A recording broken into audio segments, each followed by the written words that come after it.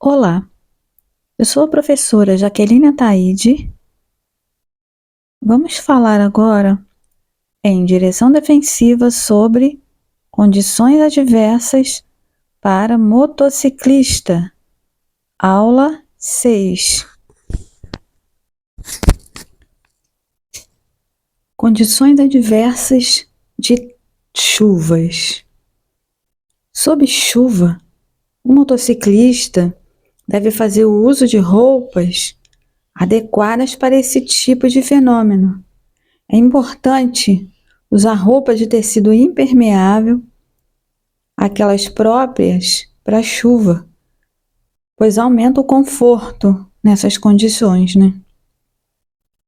Trafegar em tempo de chuva exige muito cuidado e atenção, pois a distância de frenagem ela chega a ser 50% superior ao que seria necessário em pista seca. Temos que adotar uma postura defensiva e antecipar-se às situações de risco, freando antes do que seria normal. Mantenha sempre a viseira do capacete limpa, lavando com sabonete neutro ou com detergente, evitando a presença da gordura deixada por insetos.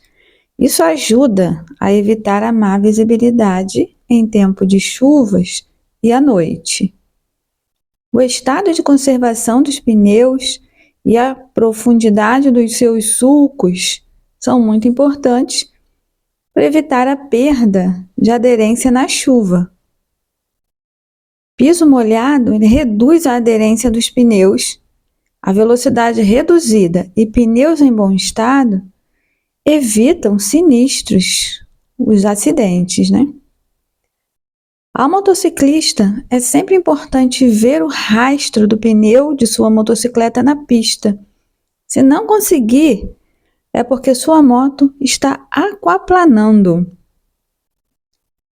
Nesse caso, diminua a velocidade suavemente até enxergar o rastro. Condições adversas de trânsito. O motociclista não deve transitar lado a lado com outro veículo, pois esta prática é extremamente perigosa. Ande sempre pelo lado direito da via, mantendo como distância do veículo da frente o mesmo espaço ocupado por um automóvel e, principalmente, não costure o trânsito, pois esse hábito a qualquer momento lhe custará a vida. Condições adversas de passageiros. O comportamento do passageiro também é uma condição adversa para motociclista. A utilização de equipamentos e vestuário adequados e a adoção de uma postura correta na pilotagem não se aplica somente ao piloto. O passageiro ou garupa também deve permanecer atento a uma série de detalhes para sua segurança e o bom desempenho do veículo. As primeiras medidas devem ser tomadas antes mesmo de a motocicleta entrar em movimento. No caso de um passageiro inexperiente, é importante que o piloto reserve alguns minutos para destacar as peculiaridades da condução de uma motocicleta, que poderá evitar possíveis reações bruscas durante a pilotagem. Ao trafegar, é importante que o garupa ajuste os pés nas pedaleiras traseiras assim que subir no veículo e mantenha-se o mais próximo possível do condutor e com as duas pernas fixas firmemente no banco. Para manter a estabilidade do veículo durante a pilotagem, o passageiro tem de permanecer com seu ângulo de visão ao lado da cabeça do piloto, de forma que possa se antecipar às manobras e acompanhar os principais movimentos. inclusive as inclinações necessárias durante as curvas. Na frenagem da motocicleta, quando o corpo do garupa é projetado para frente, é necessário que ele pressione as pernas no quadril do piloto para que este não sofra transferência de peso e perca o equilíbrio. Quando a motocicleta parar, o passageiro deve manter os pés nas pedaleiras traseiras, avisando o piloto de que já está pronto para saltar. O passageiro deve descer primeiro, sempre pelo lado esquerdo da moto. Condições do piso da pista de rolamento: ondulações, buracos, elevações, inclinações e alterações no tipo de piso podem desestabilizar o veículo e provocar a perda do controle. Passar por buracos, depressões, lombadas podem causar desequilíbrio em seu veículo, danificar componentes ou ainda fazer perder a dirigibilidade. Ainda você pode agravar o problema se usar incorretamente os freios ou se fazer um movimento brusco com a direção. Ao perceber antecipadamente essas condições na pista, reduza a velocidade usando os freios. Evite acioná-los durante a passagem pelos buracos, pelas depressões e lombadas, porque isso vai aumentar o desequilíbrio de todo o veículo. Trechos escorregadios.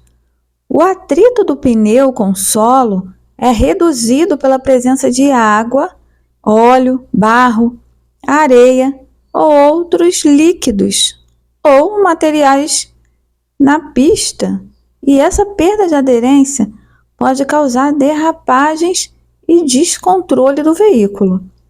Fique sempre atento ao estado do pavimento da via e procure adequar a velocidade a essa situação. Evite mudanças repentinas de velocidade e frenagens bruscas, que tornam mais difícil o controle do veículo nessas condições. Derrapagem. Em uma derrapagem, o motociclista deve reagir com rapidez e de forma adequada, mantendo as rodas girando e a aceleração constante. Caso a velocidade esteja baixa ao derrapar, o motociclista pode utilizar o pé como apoio para endireitar a moto. A melhor maneira de controlar uma derrapagem é evitá-la, reduzindo a velocidade ao passar por um local desconhecido. Cuidado com as curvas.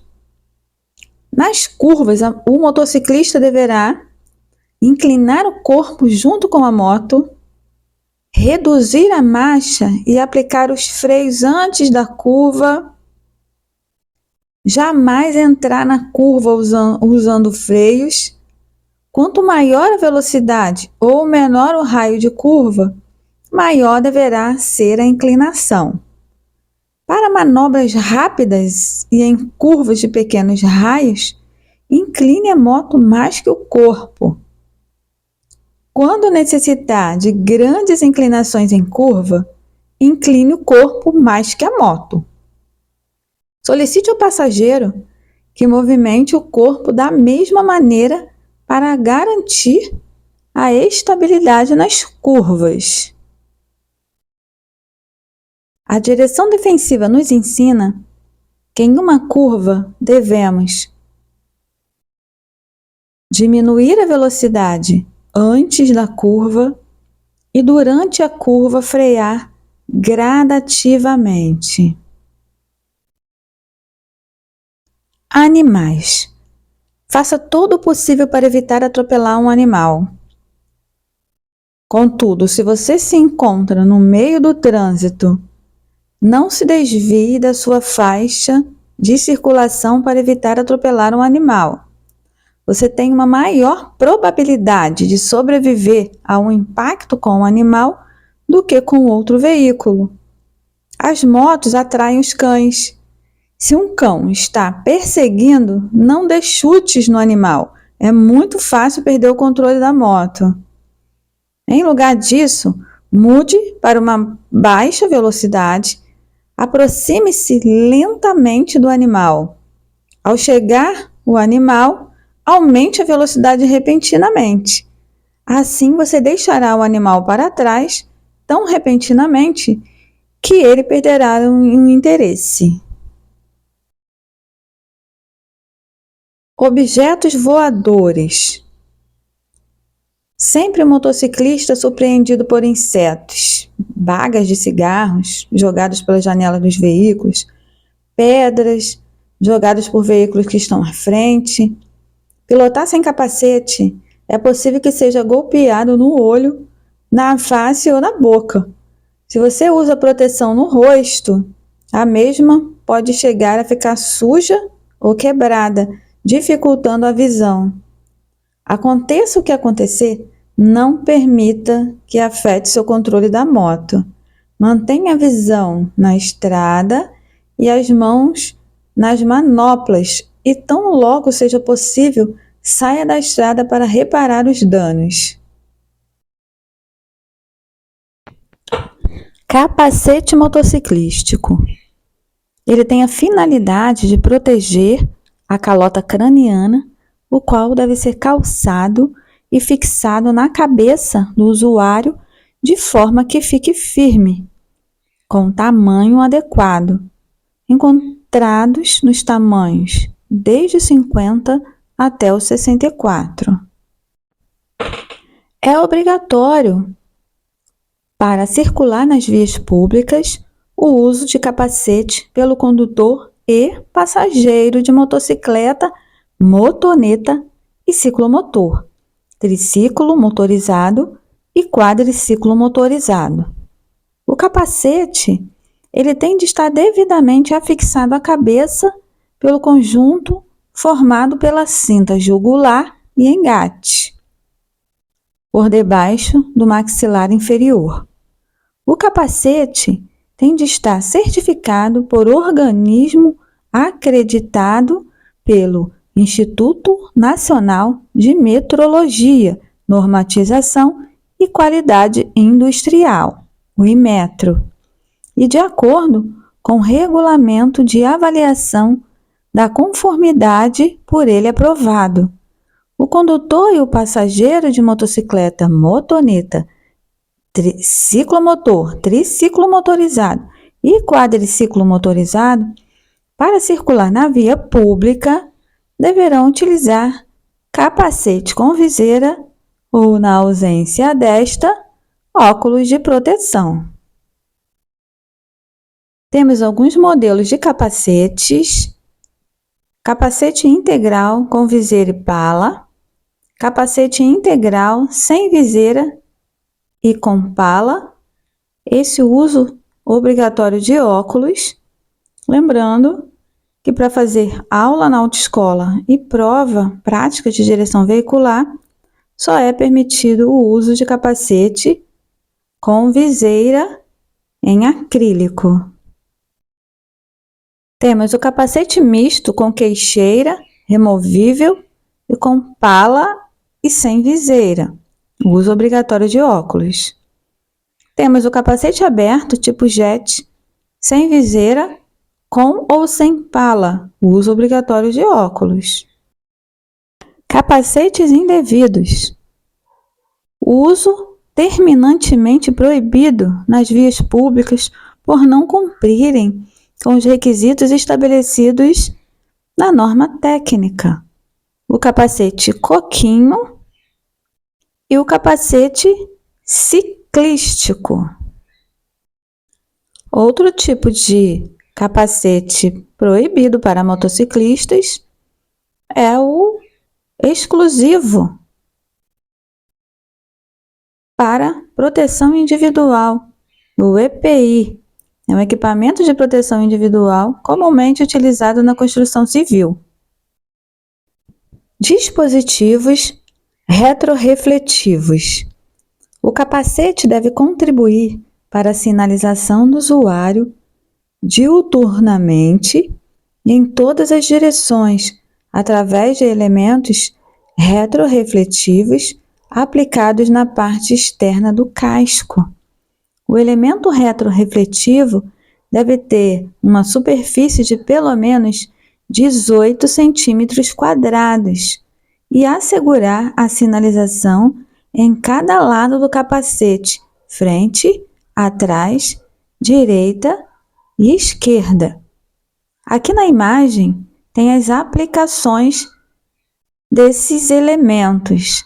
Parte superior frontal, bem centralizado, laterais direita e esquerda, e na parte traseira inferior, bem centralizado. Óculos de proteção motociclística.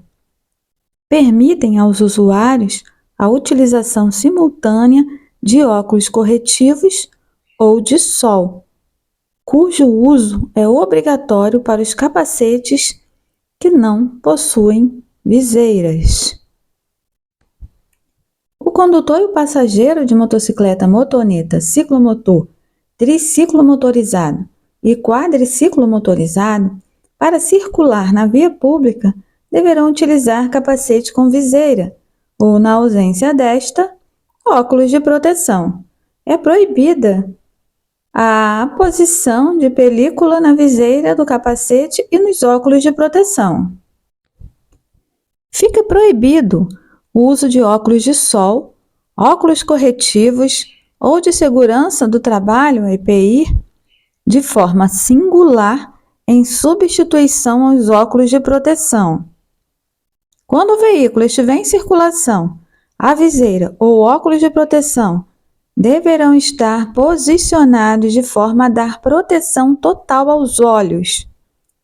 No período noturno, é obrigatório o uso de viseira no padrão cristal. É proibida a aposição de película na viseira do capacete e nos óculos de proteção. Quando o veículo estiver parado em um semáforo, por exemplo, a viseira poderá estar totalmente levantada, devendo ser imediatamente restabelecida a posição frontal aos olhos quando o veículo for colocado em movimento. Comete uma infração média conduzir motocicleta, motoneta ou ciclomotor com a utilização de capacete de segurança, sem viseira ou óculos de proteção, ou com a viseira ou óculos de proteção em desacordo com a regulamentação do CONTRAN. Antena corta-linha ou pipa. Sua instalação na motocicleta é muito importante, pois ela protege contra possíveis ferimentos provocados por linha de pipa. A antena deve ser instalada na parte frontal da motocicleta com uma leve inclinação para frente, e a altura deve ser igual ou superior ao motociclista sentado na moto. Transporte de carga em motocicleta. O Conselho Nacional de Trânsito, o CONTRAN, definiu normas de segurança para o transporte de carga em motocicletas. Ele estabelece que para a realização de um transporte seguro é necessário que a carga transportada esteja em dispositivo fechado, um baú, ou aberto, uma grelha, e a motocicleta deve possuir placa de identificação na cor vermelha, e o condutor terá que utilizar coletes com faixas retrorefletivas e fluorescentes, que favoreçam a sua visualização. Essas exigências deverão ser cumpridas por condutores que realizam o transporte de carga em municípios onde a atividade for regulamentada pelo poder público.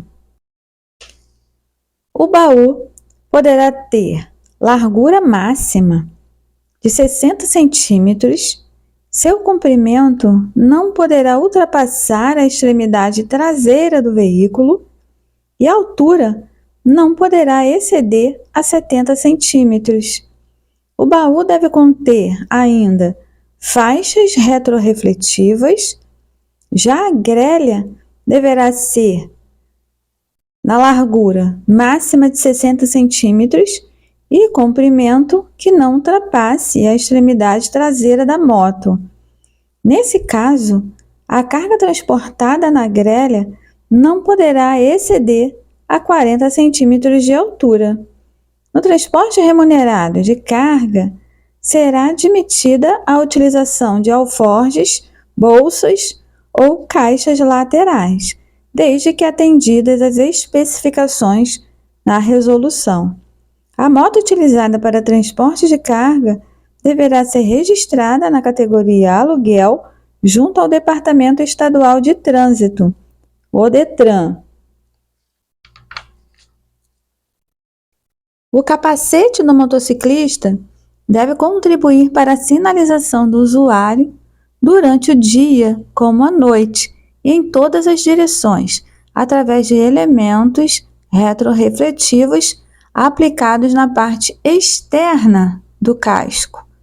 E de acordo com a resolução, a posição do dispositivo baú ou grelha e a forma de fixação do objeto a ser transportado não podem interferir na utilização, na montagem ou no funcionamento de nenhum equipamento original da moto. Quando o dispositivo ocupar parcialmente o assento do veículo, não será permitido o transporte de passageiro. Outra exigência é que o baú não ultrapasse a altura do motociclista, devendo este permanecer visível aos condutores dos demais veículos. No artigo 231 do CTB, fala que transitar com o veículo, efetuando o transporte remunerado de pessoas ou bens, quando não for licenciado para esse fim, salvo em caso de força maior ou com permissão da autoridade competente. É uma infração gravíssima, penalidade de multa, medida administrativa, remoção do veículo. Semi-reboques. As motocicletas e motonetas dotadas de motor com mais de 120 centímetros cúbicos poderão tracionar semi-reboques. Segundo a norma do CONTRAN, as dimensões máximas do semi-reboque com ou sem carga deverão ser largura de 1,15 m, altura 90 centímetros e comprimento total de até 2,15 m. Os semi-reboques deverão ter elementos refletivos nas partes laterais e traseiras. Segundo a Resolução 914 de 2020, os semi-reboques tracionados por motocicletas e motonetas devem ter as seguintes características: elementos de identificação, número de identificador veicular gravado na estrutura do semi-reboque, ano de fabricação do veículo gravado em 4 dígitos, plaqueta com os dados de identificação do fabricante, tara, lotação, peso bruto total e dimensões, altura, comprimento e largura. Equipamentos obrigatórios: para-choque traseiro, lanternas de posição traseira de cor vermelha, protetores das rodas traseiras, freio de serviço, lanternas de freio de cor vermelha, iluminação da placa traseira, lanternas indicativas de direção traseira de cor âmbar ou vermelha, pneu que ofereça condições de segurança, elementos retrorefletivos aplicados nas laterais e traseira. Nós temos aqui o artigo 230 do CTB, que diz: e conduzir veículo com equipamento obrigatório em desacordo com o estabelecido pelo CONTRAN é uma infração grave, penalidade e multa, medida administrativa, retenção do veículo para regularização.